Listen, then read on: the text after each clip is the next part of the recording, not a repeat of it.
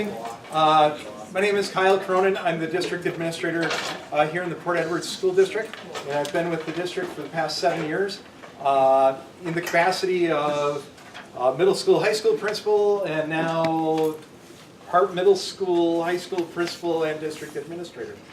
Sometimes I might even get caught in the kitchen doing dishes. You never know. First and foremost, it kind of reminds me a little bit of church. Front row is a little sparse, but that's okay. Second, I'm going to get one thing on the table right away. I'm going to say I've written a lot of things over the last 6 months. I've written a lot of newsletters, a lot of Facebook posts, all kinds of things about the referendum, and I'm still learning apparently how to use a hyphen. So if anybody wants to know right off the bat, there was a newsletter that I had missed a hyphen, and it said that the district was looking at 10 passenger vans. It's a 10 passenger van, not 10 passenger vans. So just to start that out, and it's not 10 of them, it's only 2. We don't want to compete with Avis or National Car Rental. So tonight though, you've come to learn about the referendum, and I'm going to walk you through what the school board has put on the ballot and why. A couple of things. I'm not here to tell you to vote yes or no. I'm going to provide information. It's up to our taxpayers in the district to vote how they feel they need to vote on this. So I'm not here to specifically advocate one way or the other that way. But I will provide you information. I'll explain the rationale and do that this evening. So first off, just a couple of basics.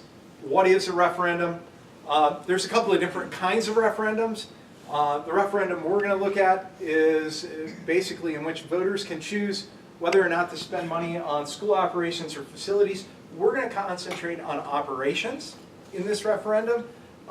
Facilities referendums tend to be debt referendums. You'll hear about, XYZ school district had a bond referendum for $28 million. That's not our referendum. Ours is an operations referendum, and it is not recurring. So when you read the language on the ballot, it'll say non-recurring. That means it has an end date. There is another type of operations referendum called a recurring referendum. A recurring referendum stays on the tax roll forever, unless the state writes it out of existence at some point. But if a school district passes recurring, they've added that to their tax base forever. Non-recurring means there's an end date. And non-recurring could actually have an end date 20 years from now. The one that we've put on the ballot is a 5-year non-recurring referendum. Basically, this is a very basic answer, and I'll get deeper into this as we go. Why is a referendum needed? We have state-mandated revenue limits. We're only able to, between state aid and taxes, generate a certain amount of revenue. The combination of the state aid, so the revenue limit is that combination of state aid and property taxes. And basically, the reason we're looking at a referendum is our revenue limit hasn't kept up with the operational needs of the district.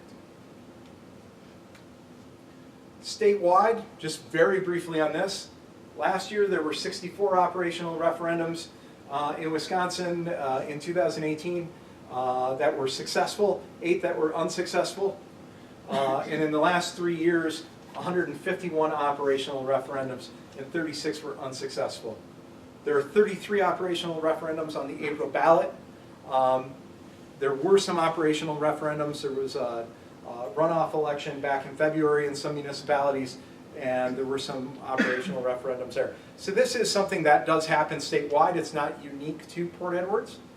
There are some area school districts that have done this as well. In the last 3 years, Adams Friendship, Allman Bancroft, Auburndale, Necedah, Rochelle, Stevens Point just this last fall. And each is written to fit their district's needs. Allman Bancroft did a recurring referendum for $525,000. That'll be on their taxes forever.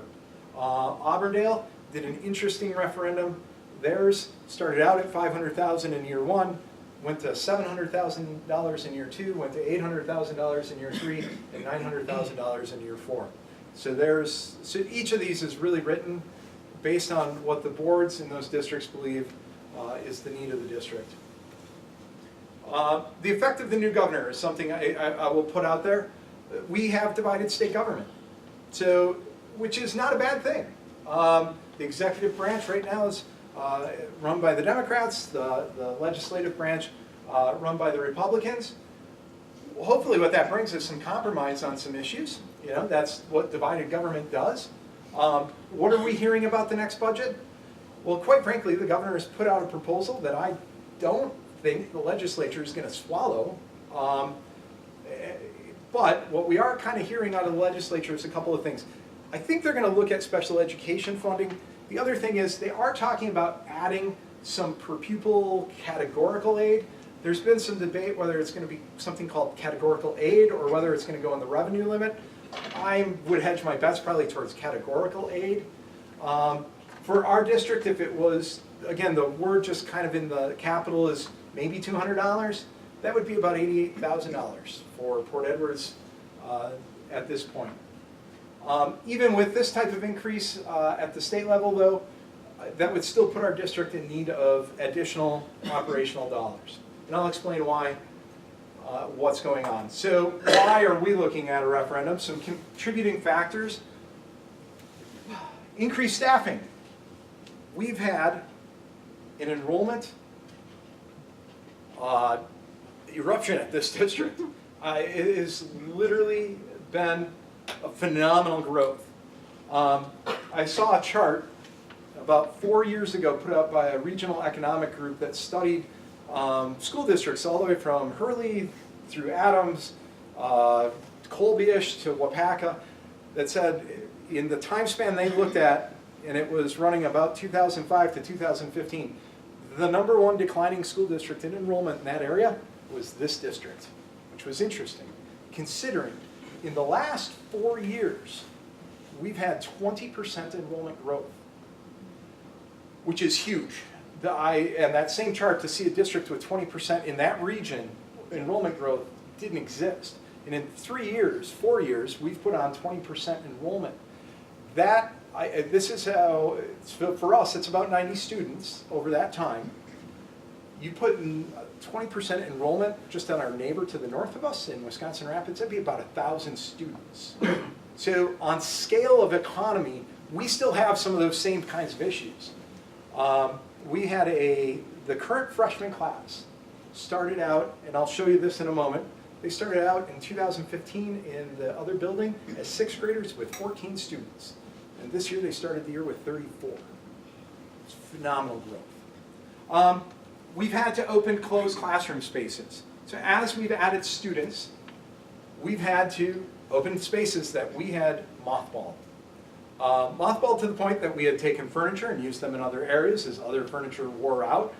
We had taken technology out of those rooms, smart boards and things, and dispersed them to other places so that we could save some costs along the way. Well, what happens? We mothballed those rooms. Now we've put those rooms back into use and are bringing those rooms back up to speed technologically with furniture and other items. Right now that's 3 classrooms this last year that we brought back up to classroom speed in the high school building. Unfunded state and federal mandates. Currently, the biggest item here for us is special education funding. Over the past, the state has not allocated an additional dollar in over 10 years to special education funding. The dollar amount is exactly the same. So they haven't had any kind of increase in what the state reimburses the school district for those programs.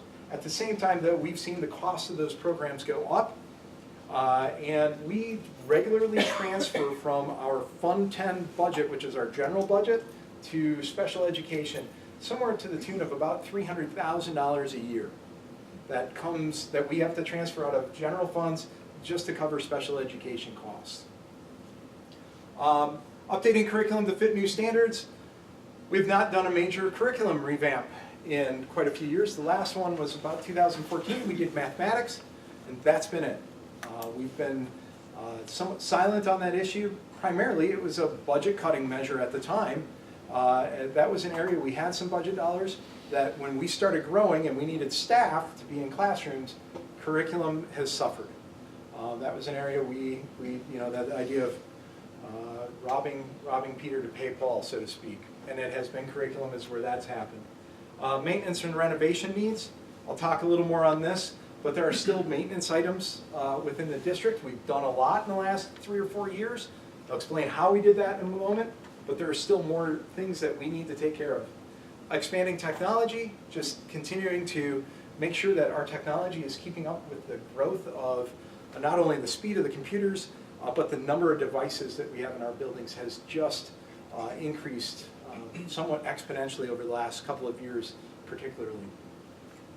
School safety and security, we did get some grant funding.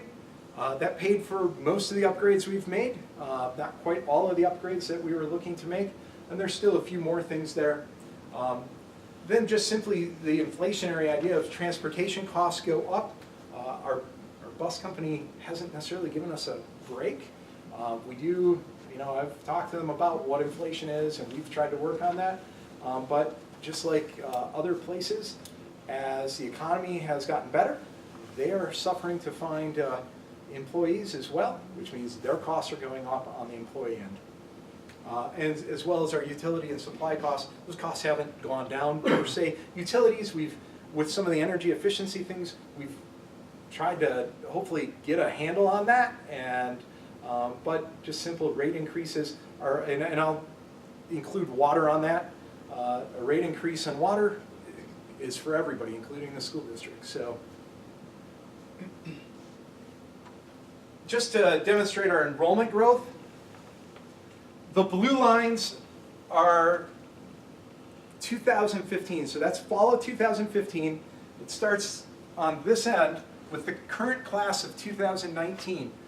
The orange lines are what the enrollment was when they entered school this fall. So in every class that existed in 2015, that still exists in our district, every year class, so it goes 2019 to 2029. We don't have first grade, kindergarten, or pre-K on there. Every class but the senior class has seen enrollment growth. In some, like I said, the class of 2022, the current freshmen, very significant. The class of 2025 had less than 20 students in 2015, has over 30 now. There was the year, you go back to 2016, where we first started to see this enrollment increase. We had a 5th grade class that started the year at 28. By the time November rolled around, we were pushing 36 or 37, and I think they finished the year with 38. We started with 1 teacher in that section and ended up hiring up so that we could split that section off and make that 2 sections. And we did it mid-year. Indications initially, right at the moment, are we're looking at a very healthy open enrollment class for this next year. We're almost probably, I think, getting close to double applications that we had at the same time a year ago. So the other thing is we've had significant move-in the village over the last 4 years. Our budget this year, we'll finish the year with probably somewhere in the range of about a $304,000 deficit. How do we pay for the deficit? We take that out of what is called the fund balance. The fund balance, to make sure that everybody understands what that is, the school district has what's called a fund balance. It is literally the amount of dollars held in accounts for all funds on June 30th of each year. It is like our checking account, though. It is not a savings account. That money that is in fund balance basically funds the school district for the first 6 months of its operations each year. So this last year we had about 1.6 million, give or take a few dollars. We'll end this year just shy of 1.3 million. So the fund balance is where that comes out of. The problem is the fund balance pays for the first 6 months of the school year. And the reason it does is the way state aid is parceled to school districts. The vast majority of the aid and tax dollars come after December of each year. after December 1 of each year, that is when the majority of our funds come. So it's truly those first 6 months, we use the fund balance to pay for that. The problem with taking from the fund balance to cover the deficit is, over time, you don't have as much to cover costs. This year happened to be one, so we've short-term borrowed this year for the very first time since 2008, or since about 10 years ago. There was a fluke on why we ended up that way this year. It wasn't because our fund balance itself was drawn down so much that it wouldn't have covered. We paid a lot of bills earlier in the year than we normally would have because of how we did some of our energy efficiency projects. And I'll talk a little bit about energy efficiency but in a moment. But how we did some of those projects, we ended up just paying those bills earlier in the year because we had to, because we needed to get those projects done. And so that reduced what we had in operations. We took out a small, what was it for? It's not small, but $425,000. We did it as a line of credit so that we didn't take the full amount. We just took what we needed to cover about 30 days worth of operations in the district. And that's been fully paid off at this point. So we've paid that off, and we covered about 30 days worth of operations to really get us through December. But you know, this deficit is due to the added staff, the associated costs. Again, we short-term borrowed. And the other piece that I think is important here to understand about how schools are funded is, down here at the bottom, our revenue limits are in place. The way the revenue limit works, your revenue limit can change each year, but it's based on the previous 3 years' enrollment as an average, and they call it a 3-year rolling average. So if you go back in our enrollment, and it doesn't include this year, but it includes the previous 3, which means our lowest enrollment this year was still on our 3-year rolling average. This year we were funded as if we had 409 students, despite starting the school year with 443. So then that's significant dollars. Each of those students in dollars on our revenue limit is worth about $10,800. So when you talk really 30 plus students different, you're talking significant funds that truly could eliminate the deficit in a given year. And that average will continue to climb as we've had increased enrollment, but it doesn't necessarily wipe out the deficit because of, again, inflationary costs. We have inflation that happens on our budget like all other budgets. The other piece is our revenue limit is actually less than it was back in 2010 and 2011 at the moment. We actually get fewer dollars than we did at that time per student. Not only per student, we get fewer dollars. Overall, this last year, we've gotten fewer dollars. And you go back to around 2000, the last time we were at 409 on our revenue limit number, or around then, we actually only had 388 or 391 students in the building. So we actually, because we were declining enrollment, we had a bigger number at that time. So, current budget status, 2019, 2020, we're looking at this point, we may need to split one more section of students that did not get split this year. Our current 6th grade going into 7th grade may need to be a split section. We're looking at doing that this next year. They started, you know, we started them out right around 28 to end the year last year, and we've entered this year at 32. And that group, I believe, is going to grow the way it looks right now by potentially 2, 3, 4 students. So we're looking at that, a split section. But we've done some budget saving things. And I think this is important to understand too. We've reduced line items in the budget. We reduced classroom budget line items. We've reduced curriculum development.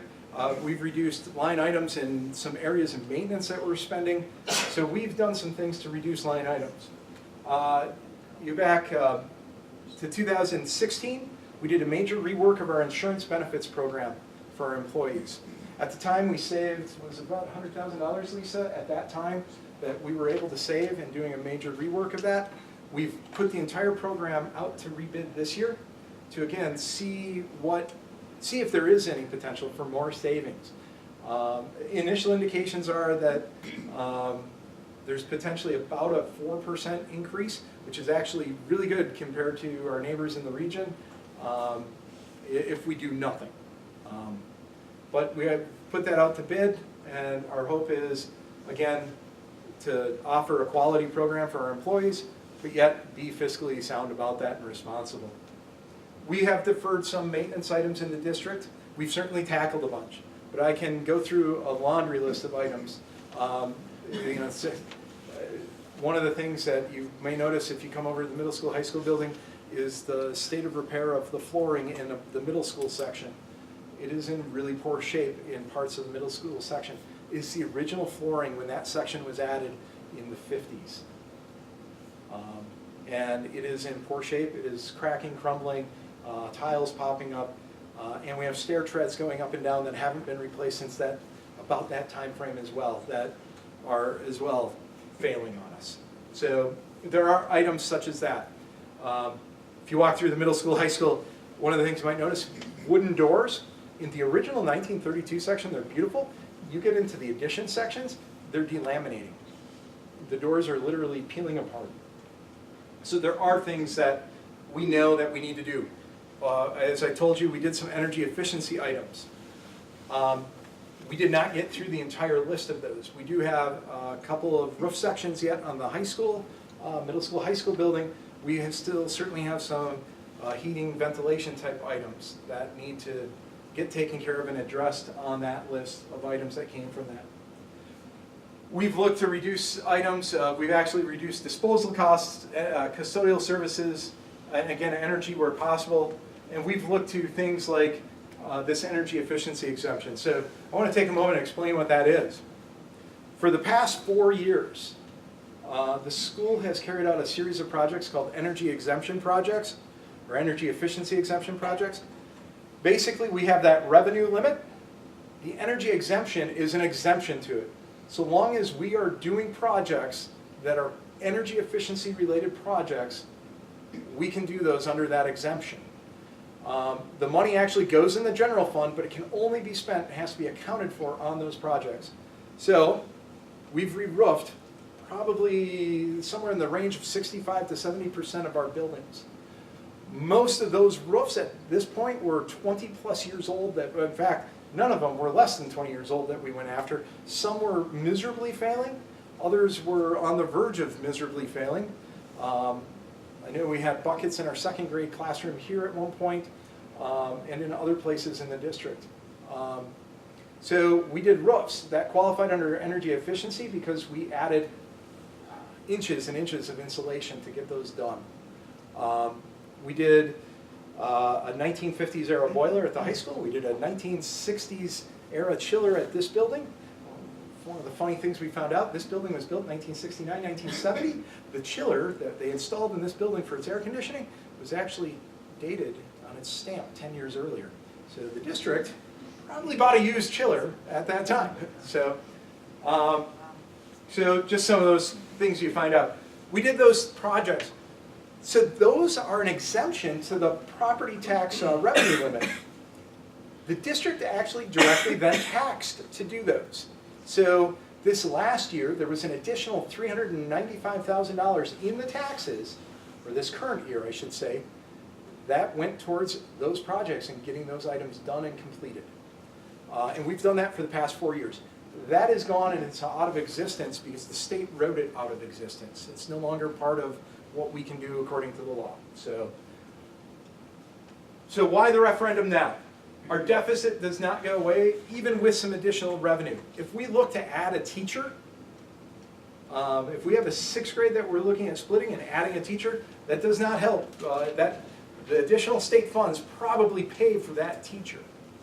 And even with continuing to be conservative as much as possible in other areas, the deficit just does not go away. Our fund balance won't continue to cover the shortfall. We're at that point. It's not going to cover the shortfall. Deferred costs such as curriculum development and maintenance, they are costly and they will not go away. I'll give you an example. Our science curriculum is using resources that they wrote into the curriculum back as far back as 2003. Some of those resources are at the point where we can't even find them to just buy additional copies for the students that we have. There's also been a whole new series of science standards that have been released by the state of Wisconsin since then that we haven't updated to yet in our curriculum or our resources that we need to get done. And those are not inexpensive items. The curriculum, just to give you an example, we did a purchase of grade 2 reading curriculum. It was $20,000, or it was two grade levels of reading curriculum. It was just $20,000 to buy the materials and the resources needed for that. If you have a child that's gone to college, it's kind of like a textbook at college is not a whole lot more expensive than a textbook in a high school. They're not. And we have in places eliminated textbooks and are using other resources. But again, that development and those resources, regardless of whether they're textbooks or on a computer, they cost money. In our energy efficiency, one of the reasons we're looking at, one of the things that's probably helpful in our referendum is this energy exemption is going away. And that probably helps us overall when it comes down to what the taxes will look like and how this will play out. So in our district, what will this look like? What has the school board put up? The school board is asking for $600,000 per year for 5 years, starting in the 1920 school year. And it is a revenue cap override, and it is non-recurring, meaning there is an end date on it. The reason the school board talked about putting an end date on it is so that the school board could engage the taxpayers in discussion as this referendum goes out as to, is there a need for another? What would it be? That idea of a recurring referendum, it's just put on the taxes and you never ever have that conversation again. So the school board was very conscientious in thinking about doing it in the sense of non-recurring. The tax impact. I've put up here a chart that goes back to 15-16.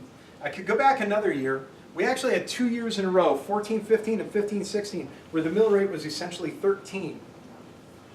Since then, even with the additional tax dollars that the district has captured, and it has been additional dollars in each of these years, when we get to 16, 17, 17, 18, and 18, 19, even doing those energy exemption projects, the mill rate came down.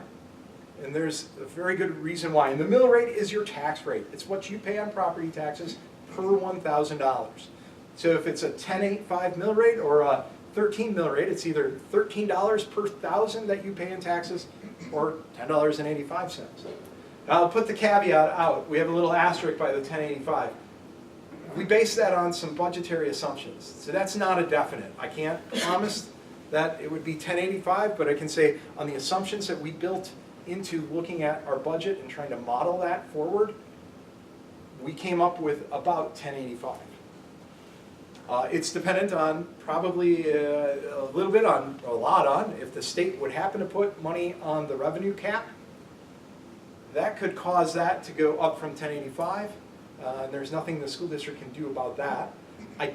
The state has not put revenue cap money on in many years, and they've done it with what they call aid money. So I don't think that's going revenue cap, not the way the legislature currently is set up. But we've done our energy projects and the mill rates come down. But the real reason, and the biggest reason the mill rate has come down, our property value as a district has substantially increased since 2014, 15, 2015. At the time, the mill rate was 13.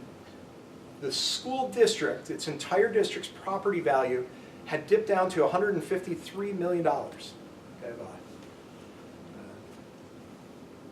so this shows our property value as a district. And now over here, we had dropped down to about $153 million. When the property value goes up, that means there's more value to spread the tax across, so the tax rate actually goes down. So today, this year, we hit $188 million. That's the highest property value the district has seen since back in 2009. 2009 was the last previous high, and it was $180 3 or 4 million. So we have now eclipsed 2009. But if you can remember what happens in this era, the sale of the mill. The sale of the mill happens here, and you lose some property tax base at that time, and now that base is finally built back up. And it's not built up on the back of the mill at this point, it's built up on the back of all the other property in the district. So, and as you can see here, the property values were declining.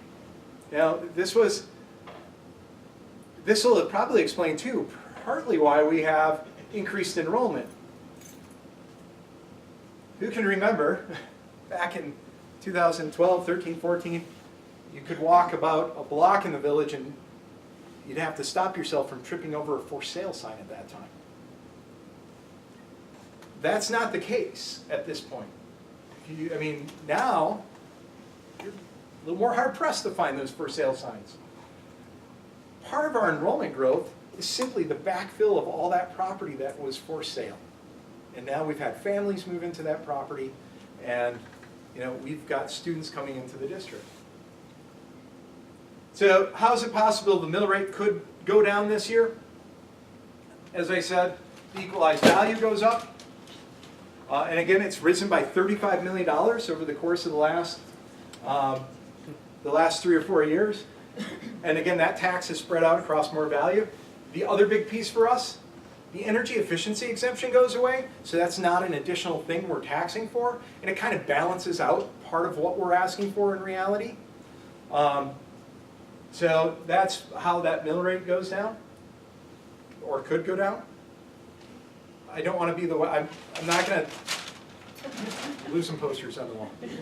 I'm not going to be the I'm not going to be like the weather forecaster and promise that we're not going to get 10 inches of snow and then we get the blizzard. I'm not going to do that. So, but I will say we're estimating that at least a year out that you could see a lower tax. So the equalized value, showed you that.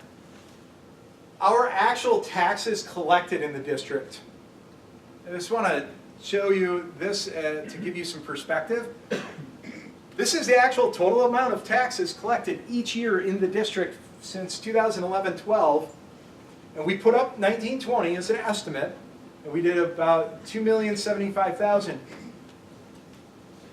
Really, over the span of the last 8 or 9 years, our taxes collected in this district have not varied more than, I believe it was about $140,000, even $120,000. So the actual taxes we've collected in the district has been fairly stable. Again, just to show you the historical mill rate. This year we came down on the mill rate to 10.91. You have to go back to 2009, the last time it was in the $10 range. And again, next year that estimate is going to be right in that same range. So, what happens to the mill rate in the other years? This is where I don't want to be the weatherman and tell you that we're not going to get the blizzard and then we get the blizzard. But it is somewhat hard to predict. One, it depends on property value. One of the things we did in our model was forecast slower property value growth than has happened over the last 4 years. So we went conservative. We said, property value growth is going to slow down. When we asked the people we worked with at Baird Financial for some advice on what number to pick, and it is a little like picking it out of the hat, they said, well, most districts go with 2% in their modeling. We said, we want it even less. We're going to go really conservative. So we went with a 1.5% growth. It's really been running the last 4 years 5.2%. So really the next years, it really is going to depend on the property value. It's going to depend on our enrollment. Are we going to continue to grow? Are we going to decline? Are we going to stabilize? And a lot of it's the outcome of the state budget. In future years, it's possible the mill rate slides up a bit. We are not in any of our modeling seeing us going back to the days of 13. But again, I hedge my bet there and say I'm not going to, it's just each year it is very hard to predict that. And even moving forward this year, we modeled it conservatively, but nothing in our modeling shows us going that direction on a major increase of any kind. Not back to 13, not back to really even 12 on the modeling we've done. We might slide, depending, and you could put 100 variables in these models. We could slide into the 11, but we're not looking at anything long term. And the modeling even continues to show it. It does show it going down if we carry the modeling out further. So, what will the district do with $600,000? First and foremost, we have to fill the deficit and eliminate that. First and foremost. We plan then on investing again in curriculum, and as I said, one series, a 2 grade level series, was $20,000. If we look at an area like science, which we haven't touched in a long time, or social studies, which we haven't touched in a long time, and look at those K-12, those are some significant funds. Invest in infrastructure upgrades where necessary. Technology, we've had an increase in our Chromebooks, our desktops with enrollment. We need to continue to keep our system up to speed. I talked to our technology director. One of the items would be to go to a Cat6 cabling to get to our wireless routers, which would allow us to carry more data. That conversation went over my head a bit, but I do know that we have connectivity issues, and so there are times in our districts when we are having issues with that, where we need to increase that carrying capacity. I talked earlier about deferred maintenance items, and you'll notice the things mostly I'm talking about are not energy items. We covered most of those. Again, there's a few things we want to go back and finish off of our list of energy items we didn't get to, but flooring, sidewalks, doors, the list is long. Again, we're talking a 1920, 1932, 1950s-ish, 1960 building. All of those eras combined over at the middle school, high school, that when people walk in and they look at our front entrance, go, this is a beautiful building. But get down some of the other halls and take a look. We've got work we need to get done. The other thing is, and I'll go back to the last thing, we are looking to replace our aging school vans. We have a 2007, we have a 2010. They are coming to the 07 for sure is coming to the end of its useful life. And we are looking at going from a 7-passenger to a 10-passenger van so that we can increase the number of students that we can take on short field trips. Right now, if we wanted to take 14 students to Midstate, we'd be getting a bus and paying the rental on the bus. If we could take 14 students to Midstate and not pay the rental on a bus, over time that's a lot more economical. The other thing is the vans that we would look at, higher capacity 10-passenger van, we're not looking at paying retail prices for those either. We get a government fleet rate on that. So they pretty much knock down just about everything. So those aren't the most expensive item, but we wanted to be upfront and say, boy, if the referendum passes and people see a new van in the district, we were upfront about it and said what our intention was. Right now, we've got a baseball team that if we had 2 10-capacity vans and they had to take a short trip somewhere, we could avoid the bus cost. That's a trip to Gresham, $400 without gas. Just $400 just to rent it, to go to Gresham to play an athletic contest. So it's not over time, and our goal too isn't, we're not looking at trading vans away. We got an 07 and we got a 2010.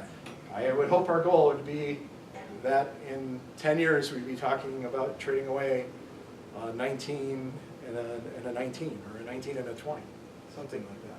So, why 5 years? I talked a little bit about, we're doing the 5-year. We're looking at providing stability to the district.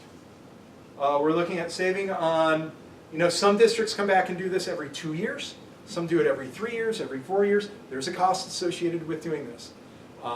There's legal costs and working with the financial people and just simply running the election and doing all of this costs time and money.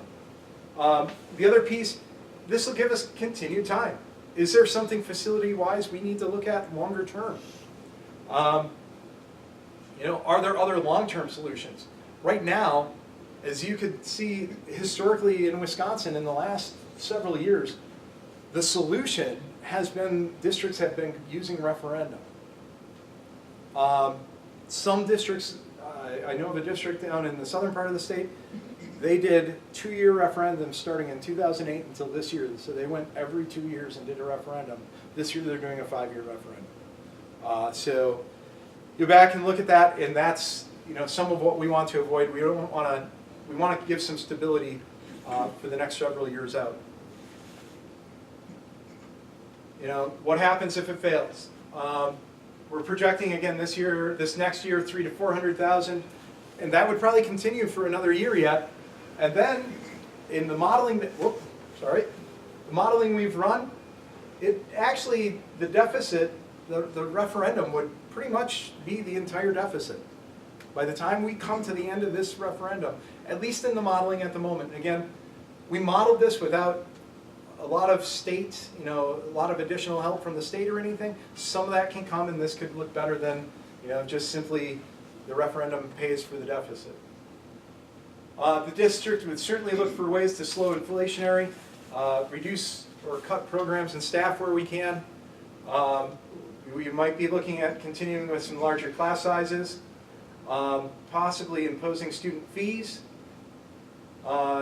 continuing to put off the curriculum and maintenance, and possibly short-term borrow. We could long-term borrow, but that's like a 1-year, one-time solution. Just so that I can answer this question, sometimes we get the question, how much debt does the district have? The district has just over $500,000 in current debt. We are scheduled to pay that off by 2025. We just refinanced the debt a year ago because we had a balloon payment that had been structured previously at some refinance. Prior to when Lisa and I were looking at this, we had a balloon payment that was scheduled for about $300,000 in 2023.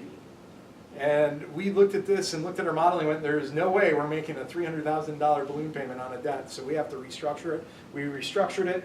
We equalized it so that the payments are equal. We actually have 2 loans. One comes off the books in 2021, and then we're using the difference between that and then our payments to pay off the other loan without the balloon payment. So we stabilize that and try to equalize that. But the districts, we can only go up to $1 million in just immediate borrowing. So we already have 500,000. You borrow 500,000 more, and that's gone. So that borrowing, can't really borrow our way out of where we're at this point. Could it buy a year? Maybe. Ultimately, if the referendum fails, my belief is the school district will be back at the table at the next election cycle, April of 2020, asking again. So I'm going to take a drink of water and then open up for questions.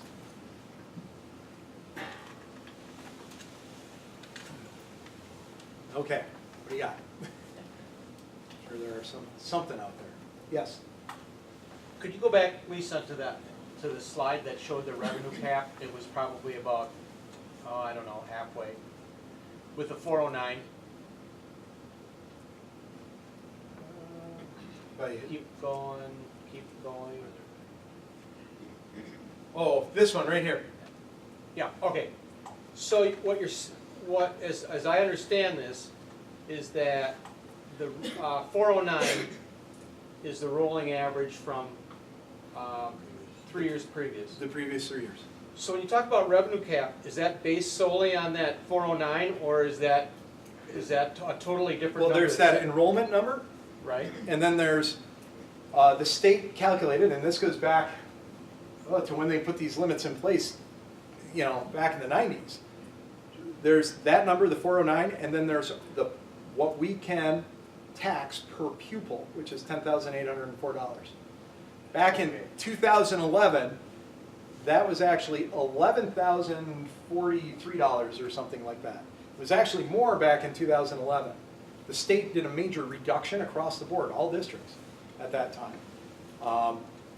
They gave just a little bit of money in the succeeding couple of years, so we've inched ourselves. We had a decrease of $600, but we've inched ourselves back up in 2012, 13, and 14 back to 10,008. So It's So basically 409 multiplied by 10,800. And that 10,800 is the revenue cap. And that's the revenue cap. So not only are you hamstrung by the revenue cap, you're hamstrung by the fact that they're using a rolling average when you're on an increase in enrollment. Yep, when you're on if you're increasing like through the future, you're always behind.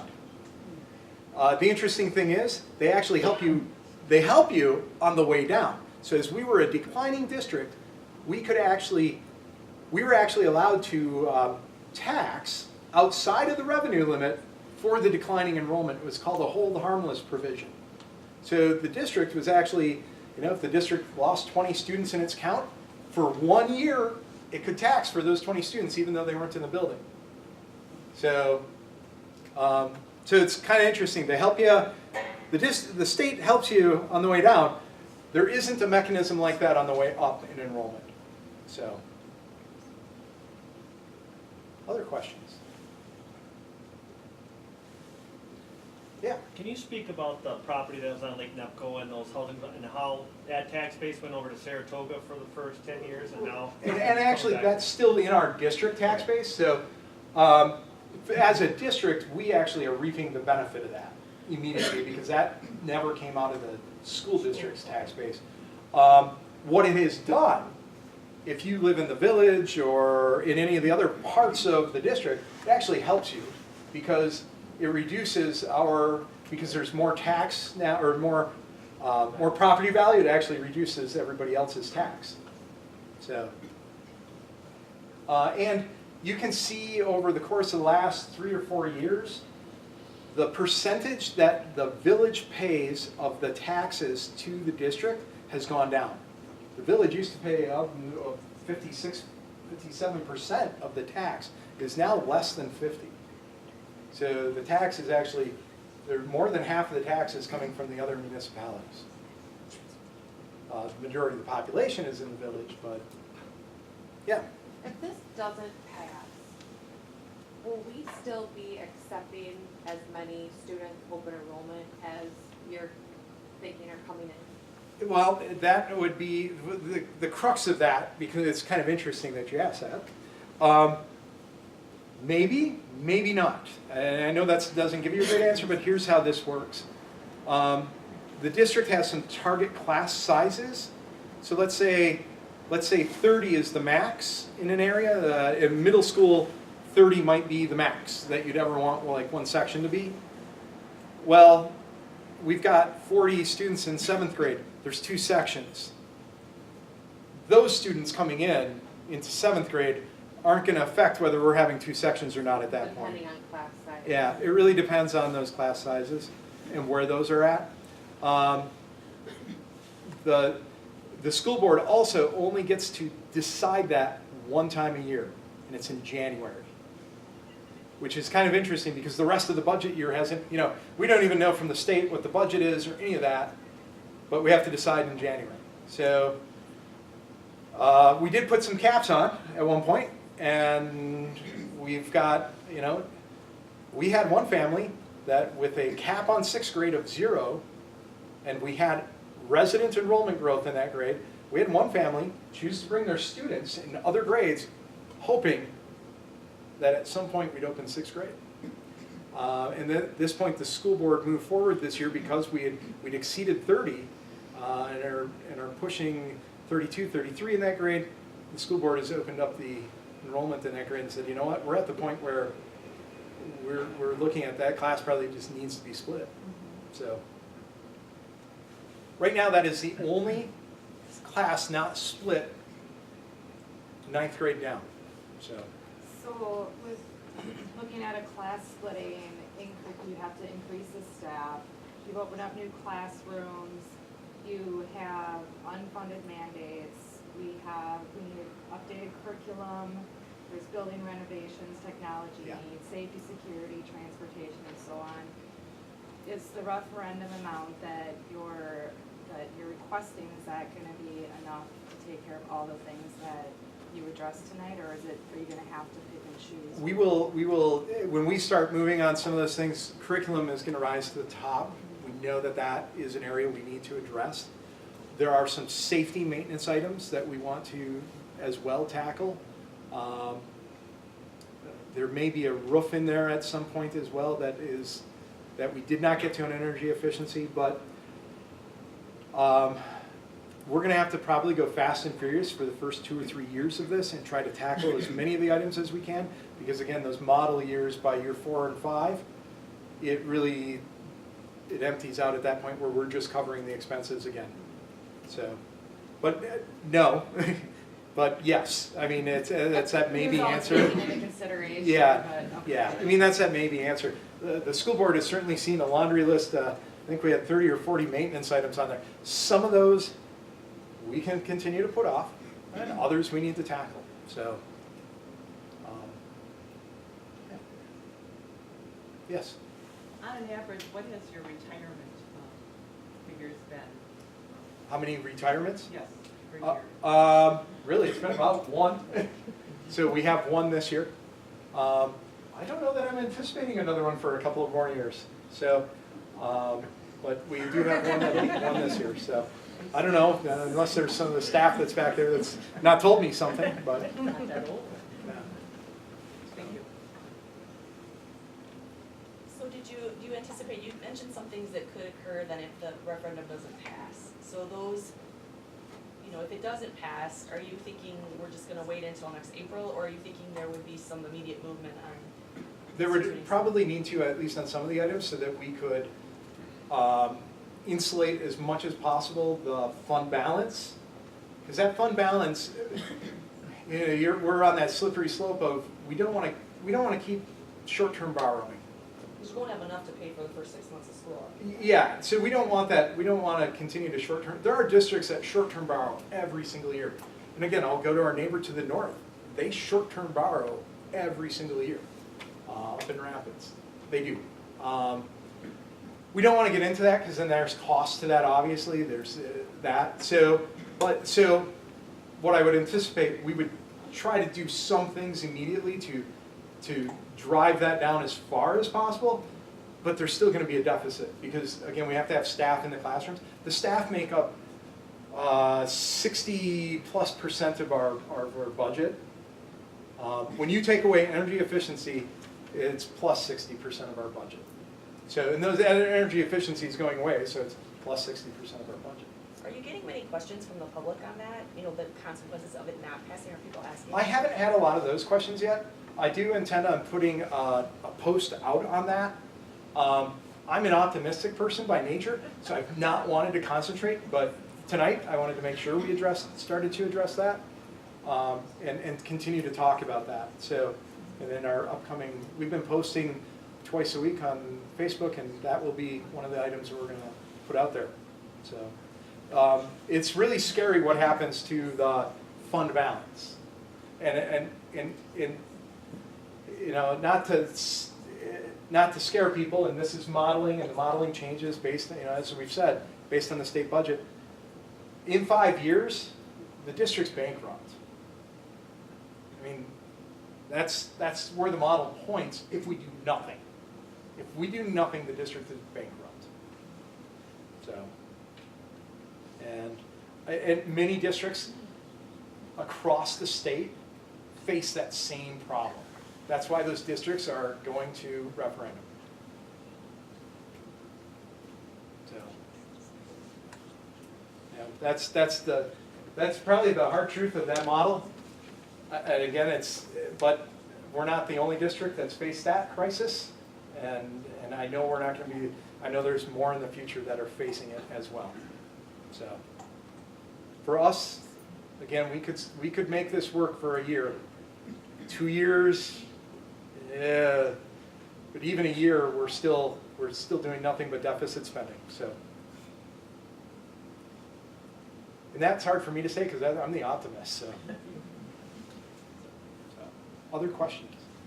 Do you have a big estimate? I mean, what's the average property tax bill change gonna look like? Well, here's the kicker. I mean, that's hard for me to say because this is the one question I do sometimes get from people. My taxes went up. You raised my taxes. Well, actually, we lowered the rate. Your taxes went up because your property value went up. So that's the one thing that's hard for me to say what the, I can tell you on $100,000 of property value, if it passes, it comes down $6 potentially. And again, that's an estimate. But as people's property value increases, obviously they're paying more tax. So, because they're paying it across more property value. Just remember that on your tax bill, you have school district, you have village, you have VTAE, you have state, you have county, and we have no control over what the budgets of those Yeah. municipal agencies do. So we can control what happens to some degree within the school district, but you have to talk to those other municipalities to determine what the reason for those going up or down are. Yeah. I'll give you a great example. You look at this, the tax rate here dropped, what, 70 some cents there, right? You know, so we have a 70-cent drop in the tax rate, but my tax bill only went down a couple of dollars this last year for the district. That's because my property value increased. So, Your Wood County tax went up over 70%. yeah. So when you look at the district line item, it only went down a couple of dollars. When you look at my overall bill went up, but the district went down a bit. But again, that's because, again, that property value went up. So, yeah, you would have thought on a, you know, I've got the prototypical, I've got the $100,000 home in the village, right? You would have thought my taxes would have went down $70. No, they only went down a couple of dollars, but again, my property value actually offset that, so. I'm glad you shared that 81% of the referendums have been passing, or whatever that number, can you go back, I'd like to know what that number Yeah. was. It was 83%, I feel like that's good news, I've not heard that, and Yeah. if you haven't, I feel like it's like positive peer pressure. Yeah, so I this think is, we should really ham that up, because This- man, if yeah. 88% are passing it, then we better pass ours. yeah, this is, you know, you look at the last 3 years, it's, and it's some recognition, I believe, on the part of taxpayers that the way the school funding system is, it's not keeping pace with the inflationary costs that are out there. The other big piece, I mean, when the state legislature passed Act 10, it changed the playing field on staffing. And so staffing costs, although the state was trying to drive down staffing costs, what I think the unintended consequence was they created competition in a way they didn't intend. And so that's actually driving up staffing costs in many ways. So. Can you also talk about the funding? I mean, two-thirds funding that the state's supposed to provide, which they don't. Yep. Yeah, I mean, that's, yeah. That, you know, that probably comes across directly in how you would even look at our special education, but yeah, the state at one point had promised that two-thirds funding. The state has not kept up with that, and that would be the aid that we get. And really, truly, the more aid we get can offset the tax bill. So that's how the state offsets tax bills. If they fund it two-thirds, it offsets the tax bill down the road. But it doesn't mean you get more revenue necessarily. It just But means, they're not funding two-thirds. but they're not So funding what fully percentage are they two-thirds. funding? Yeah. Per It's not actually far off. It was like 60. You know, well, and it's a little different district to district. I want to say it was in the 60% range, not quite the two-thirds. So, yeah. So I know the referendums that you have listed up there are just from 2018, but do you know, like, have they, the outcome of their purpose, have they been successful with them? Well, you can look at, these are successful ones in the area. So these are some of our neighbors, and these were all successful referendums. Interesting thing about the Rosholt one, they actually did two of them. They did a recurring and a non-recurring at the very same time. They passed them both. The recurring was $700,000. Their recurring was $700,000. And their non-recurring was very significant too. So they actually did two at the same time. I told you about Auburndale's a little bit. Alma Bancroft did recurring at $525,000. Adams Friendship did, I'm not sure what theirs was, but I know Spash was a was theirs non-recurring? It was over $3 million a year at Spash. So, yeah. How many of our residents are voting, and how many need to vote?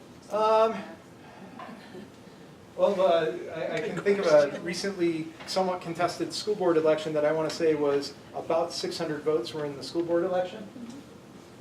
And that was an April election in an off year, meaning it wasn't like a presidential election year where you get a bunch of different things happening. I'm not sure what the total registered voter count is in the district-wide. But Probably about a quarter. yeah, of the 600, yeah, it's probably, yeah, because in the, I don't know, what was in the November election, there was a huge voter turnout. I know it would have been probably more than 600 votes in the village. But in an April election, the off-year election, that voter counts at, certainly less. So, an interesting item on our ballot this time. We're the last item on the ballot, by the way. So make sure you read through the entire ballot. But an interesting item, there's a county referendum ahead of ours on legalized marijuana. So I'm not going to speak to that in any way. I'm just going to tell you that's the item ahead of ours. There's a little bit of thought process that that'll actually turn out more voters. So So with our enrollment going up in the high school, I mean, I have teenagers, there's other, how do I word this? I want to say security, but not security, like keeping them out of mischief when there's high class numbers and kids are pulling shenanigans with the vapes and the jewels. well, and it's certainly easier to deal with when the classes are split, and yeah, I mean, it's just easier to deal with behaviors and things. So, yeah. Any other questions this evening? We'll have, yes. I don't have a question, more just a comment if I can jump in. And this is, I guess, related to people getting out and voting. We do have a group that's kind of formed that's going to be canvassing next Tuesday and Wednesday. If anyone's interested in going around and trying to remind people about the vote, talking about what Mr. Cronin had in his presentation, see me at the end, or Mrs. Bishop. Or if they need rides to voting. We have yard signs. And I'll just, I'm going to put a caveat out there. Again, my purpose is information. I can't, in my role here, you got to go out and vote how you see fit to vote. So I can't advocate one way or the other, but I can certainly provide the information. So any of that stuff is certainly organized outside of the district, but I just got to say that as the district administrator to make sure that you understand. We're allowed to put the information out. So, but other groups can certainly do their thing. So, yes. I'd like to make a comment regarding the information that you've put out so far. I think you've done an excellent job. Thank you. And